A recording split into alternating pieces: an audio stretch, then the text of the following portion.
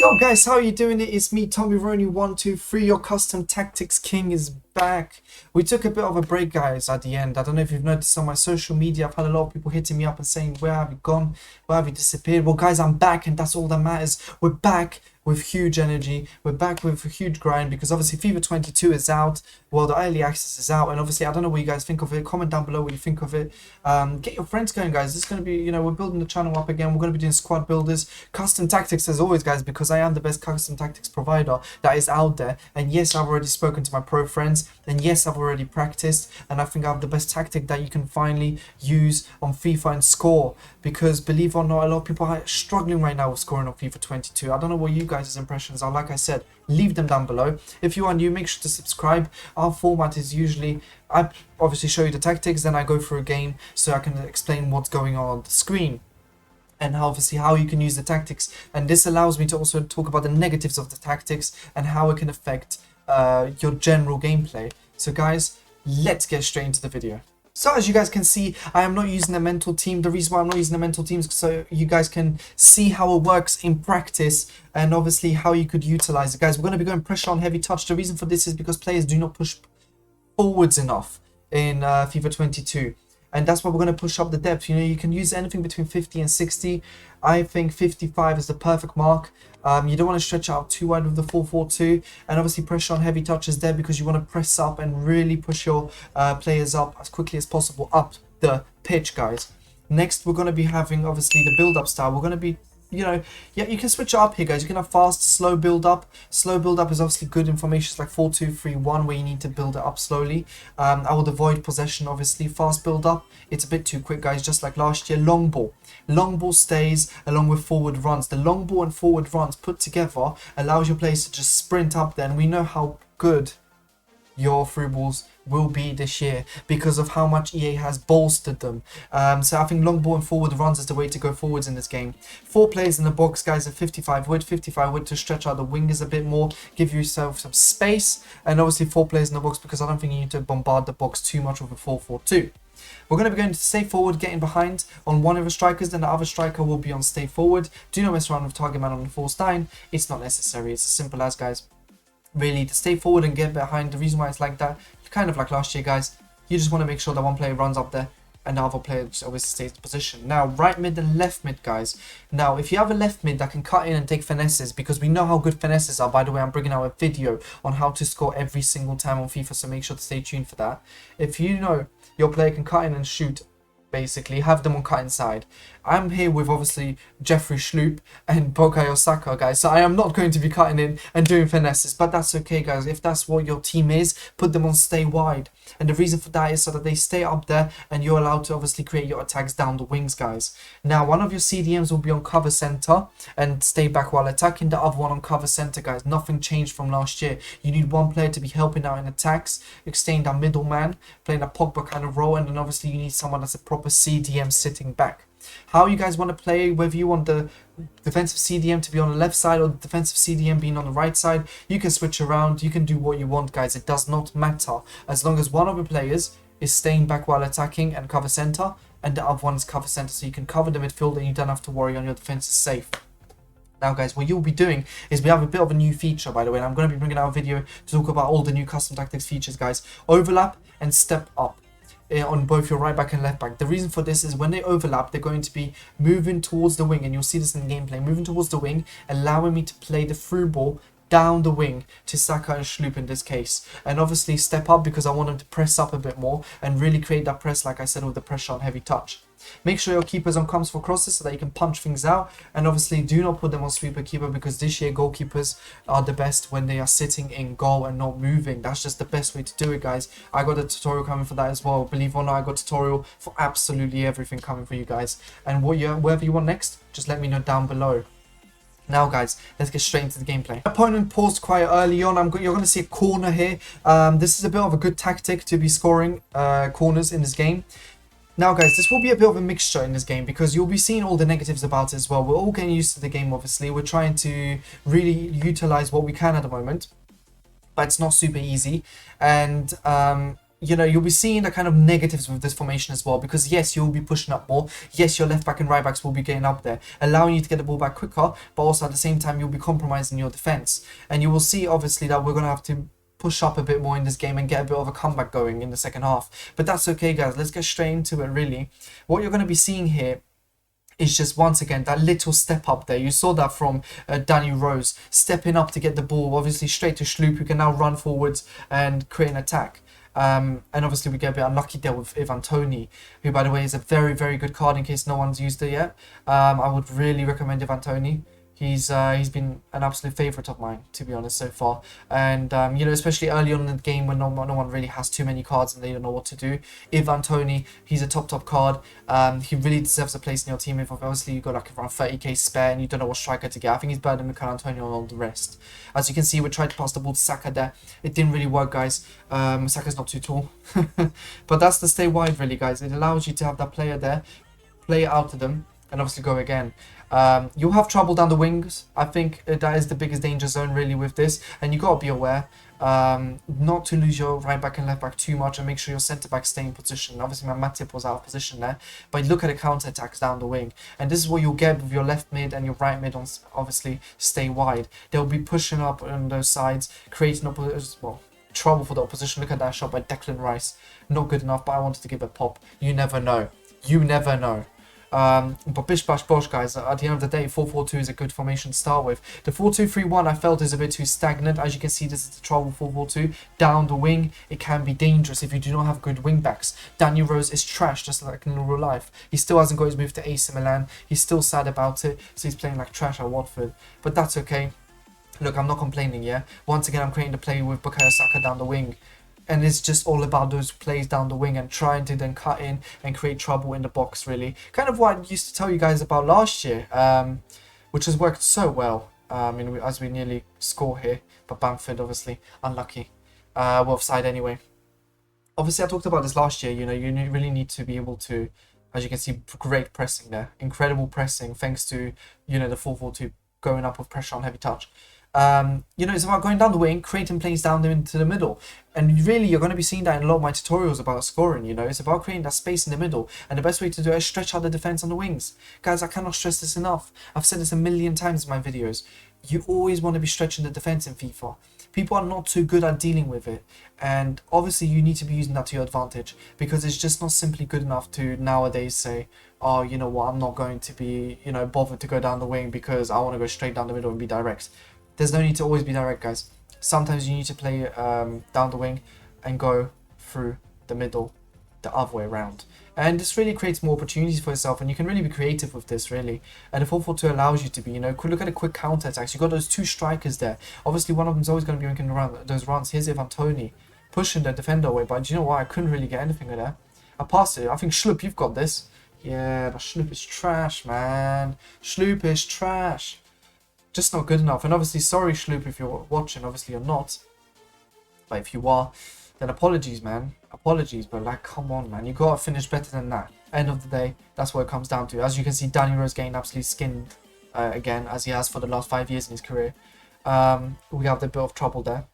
And this is the importance of a good wing back in this formation. It's just so important, guys, because if you do not have the pace, beautiful by Declan Rice, by the way, guys, and that's where you'll be getting the ball back in those kind of positions, and those in that line where they're trying to cut through and get into the final third. That's when you can get the ball back. But yeah, I mean, look, guys, you need a left wing back, left back and a right back who are just good enough for this. And he isn't. I mean, this I thought would be a goal by Ivan Toney. I mean, you'd think, obviously, with how good finesses are this year, that is it. That's just it. Once again, Ivan Toney as well. I need to make a corner tutorial because I've actually been scoring headers with like the weirdest players that I should not be scoring headers with, basically, guys. And I don't know about you guys. What have you found to be like the most overpowered thing? As once again, we get the ball back very quickly. And so far, we're dominating. And you're thinking to yourself, there's no way this game kind of escapes you. And you're put in a position where, you know, you're in trouble. Because you're playing so well. You're under control. Once again, Ivan Toney. Obviously, this was just, I don't know what I was thinking. The thinking process just went there. And the lack of pace I have up front really is hurting me in this game. as I get an interception. But this is the danger, guys. You get the interception, but that doesn't matter. And the reason why it doesn't matter is because you don't have that right back anymore. And if he loses the ball in a position because he's not good enough, such as Matty Cash in this game, that's what's going to happen to you. And once again, I lose the ball in a very stupid way. Matip is out of position now, and obviously trouble. Real trouble, guys. I thought I got the ball back. I didn't, clearly. And then, I mean, it's just a goal. And really, that's the trouble you're going to be having in this formation. If you lose the ball too early on, if you lose it in silly positions, if you lose it from set pieces, guys, you will be in trouble. So I'm going to say this once and for all. Do not waste your possession in this formation, because you will get in trouble. And believe it or not, you just do not want to be in that position where you're having to defend with one centre back or two centre backs, and one of them's out of position because he lunges in unnecessarily. There's the positive with the step up feature, where obviously you get the ball back in those kind of positions. Bamford obviously gets bodied because he's not got anything on him. And obviously, once again, very good second man press of Matty Cash. And once again, I lose possession in an unnecessary position. Thankfully, he gets back because he's too slow down the wing. But if this was anyone else, Mbappe, he's gone. He's gone, guys. And really, that's the trouble you're going to be having in this formation. It's trying to adjust to the whole situation where, you know, you need to be defending whilst at the same time attacking and want to be pressing. And you know, that balance is going to be very, very key. And I think your CDMs are the key players to this. If you got very good left back and right back who you trust, you can switch to quickly on the radar and just mark up the wings, great, amazing for you. But if you feel like you're going to be struggling with that, don't worry then. Don't worry about it. Instead, I would say get rid of the step up and use the CDMs really and the sentiments to kind of bolster your midfield and get the ball back from those positions. But guess what? If you want to be using the 4-4-2 as a secondary formation, for example, when you're trying to come back, feel free to do so. Watch this comeback, guys. It's about gaining control in the match again. It's about gaining the control. And that's why I love showing you guys the full video of the match, because it allows you to see the formation in action, how I'm playing with it, what I'm doing. And obviously I can't explain every single thing I'm doing, but hopefully give you enough information for you to be able to go back and, you know, really utilize it and win. You know, at the end of the day, that's what we want to do. We want to win.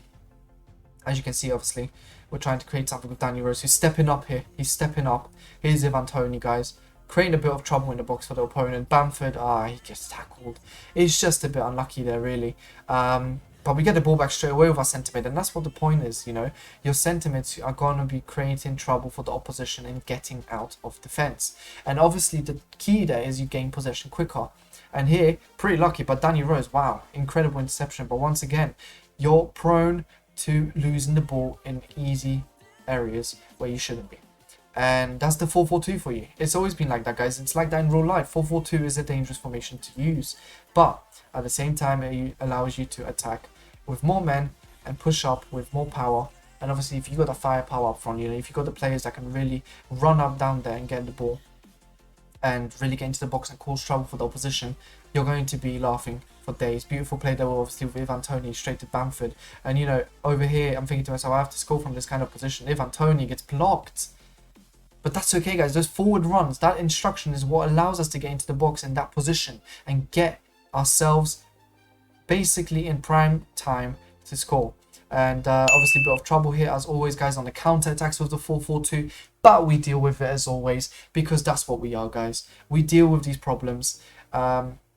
Beautiful tackle, obviously, as we're trying to fight our way through and really get that goal back. And you can see we have 4 players we're attacking here. And look who joins us on the side. Bukayo Saka, who I had on stay wide, passes it in. Declan Rice, tap it in. Thank you very much.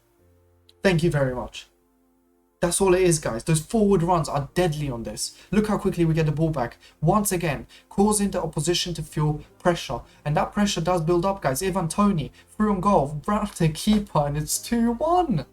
It's broken. It's just broken. What else can I say about it? The counter-attacks, the forward runs, they are absolutely powerful. You saw what Bukayo Saka just did to the opposition there. We put Bamford in position to Toney. It would have been 3-1, guys. If Bamford had actually timed his run, it would have been 3-1.